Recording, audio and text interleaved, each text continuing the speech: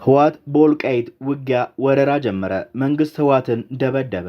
በቀጠናው ላይ አንዣቦ የቆየው የጦርነት ደመና በዛሬው ዕለት ወደ መሬት ወርዶ የወልቃይት ምድርን በከባድ ውጥረት ውስጥ የከተተ ሲሆን የወልቃይት ዘመቻ በይፋ መጀመሩን የሚያበስሩ ክስተቶች በጉልህ እየታዩ ይገኛሉ።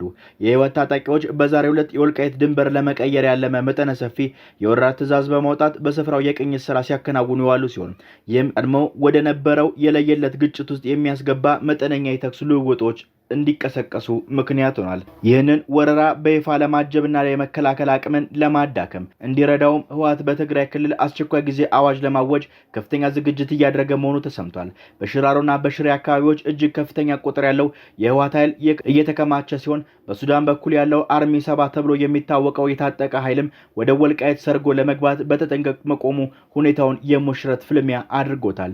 ይህ የወረራ ነፋስ በወልቃይት ላይ ብቻ ሳይገደብ ወደ ራያና አላማጣ አቅጣጫ መግባቱ የተሰማ ሲሆን ታጣቂዎች በፈጸሙት የወረራ ድርጊት ሳቢያ በአካባቢው የሚኖሩ ዜጎች ሊመጣ የሚችለውን አስከፊ ደም ማፋሰስ በመስጋት ቀያቸውን ጥለው እየተሰደዱ ይገኛሉ። በዚህ ቀጠና የፋኖ ኃይሎችና የፌዴራል መንግስት ጦር በንቃት የሚገኙበት በመሆኑ በሁለቱ ወገኖች መካከል ያለው የኃይል አስተላለፍና ውጥረት በከፍተኛ ጣሪያ ላይ መድረሱ እየተነገረ ነው። የመንግስት ጦርም ለዚህ ግልጽ ትንኮሳ ምላሽ ለመስጠት በወልቃይት አቅራቢያ የሚገኙ የተመረጡ የህወሓት ኢላማዎችን በጄት ድብደባ መምታት የጀመረ ሲሆን እጅግ ከፍተኛ መጠን ያለው የመከላከያ ሰራዊትም ወደ ወልቃይት ግንባር እየተመመ ይገኛል።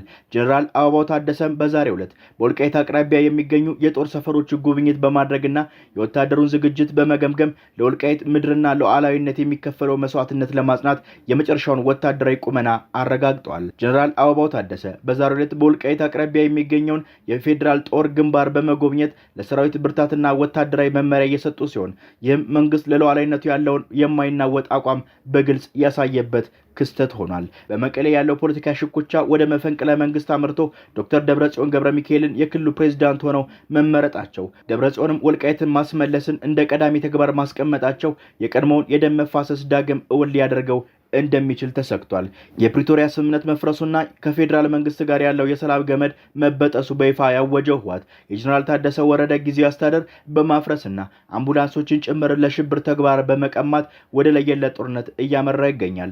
የመቀሌ ሰማይ በፌዴራል መንግስት ኃያላን ጀቶችና ድሮኖች ሲታረስ የዋለ ሲሆን ይህም በማንኛውም ሰዓት ለሚሰነዘር ጥቃት መንግስት ያለውን እጅግ ግዙፍ አስፈሪ ወታደራዊ በላይነት የሚያሳይ ነው። ጀነራል ታደሰ ወረደ በመቀሌ ከተማ ውስጥ ከበባ ውስጥ መወደቃቸውን የሽብር ቡድኑ በአማራ ኃይሎች ከውጭ ኃይሎች ጋር የጥቅም ጋብቻ ፈጥሮ በወልቃይት ላይ የከፈተው ዘመቻ ኢትዮጵያን ዳግም ወደማይታወቅ የጦርነት አዙሪት ውስጥ እየከተታት ቢሆንም የፌዴራል መንግስቱ ግን ማንኛውም ትንኮሳ ለመደምሰስ በሰማይም በመሬትም ታይቶ የማይታወቅ የኃይል ዝግጅት ላይ ይገኛል።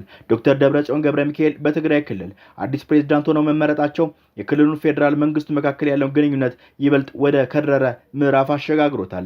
ይህ ምርጫ በፕሪቶሪያ ስምምነት መሰረት የተቋቋመውና በሌተናል ጀነራል ታደሰ ወረደ የሚመራውን ጊዜያዊ አስተዳደር ሙሉ በሙሉ ውድቅ የሚያደርግ እርምጃ ነው። ህወሓት 2012ቱን መንግስታዊ መዋቅር አመለሳለሁ በሚል የወሰደው ይህ ውሳኔ ከፌዴራል መንግስት ይፋዊ እውቅና ውጪ የተከናወነ በመሆኑ በሁለቱ አካላት መካከል ያለውን ግንኙነት ገመድ ይበልጥ እንዲበጣጠስ አድርጎታል። ዶክተር ደብረጽዮን ወደ ስልጣን መመለስ በቀጥታ ከወልቃይት ጉዳይ ጋር መያያዙ ደግሞ የጦርነት ስጋቱን እጅግ አግዝፎታል። ሹመቱን ተከትሎ ወልቃይትን የማስመለስ ዋነኛ ግብ ተደርጎም በአጠቃላይ በትግራይ ክልል የምክር ቤት አባላት ዘንድ እንደ አጀንዳ ተይዟል።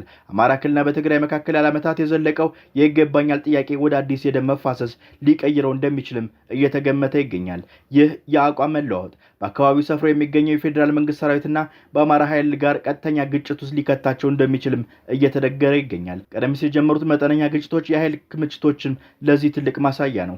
በመቀሌ ያለው ሁኔታ በውጥረት የተሞላ ነው። የጊዜያዊ አስተዳደሩ ፕሬዝዳንት ጀነራል ታደሰ ስልጣን አልለቀም በሚል በአቋማቸው መጽናታቸውና በመቀሌ ከተማ ውስጥ ከበባ ውስጥ መሆናቸው መነገሩ በክልሉ ውስጥ እርስ በርስ ሌላ ግጭት እንዳይፈጠር ስጋት ፈጥሯል። የፌዴራል መንግስት በጀቶችና በድሮኖች የታገዘ የአየር ላይ እንቅስቃሴ በማድረግ ኃይሉን እያሳየ ባለበት በዚህ ወቅት የዶክተር ደብረጽዮን መመረጥ የቀጠናውን የሰላም ተስፋ ይበልጥ አዳጋች እያደረገው ስለመሆኑ በርካታ ተንታኞች እየተናገሩ ይገኛሉ።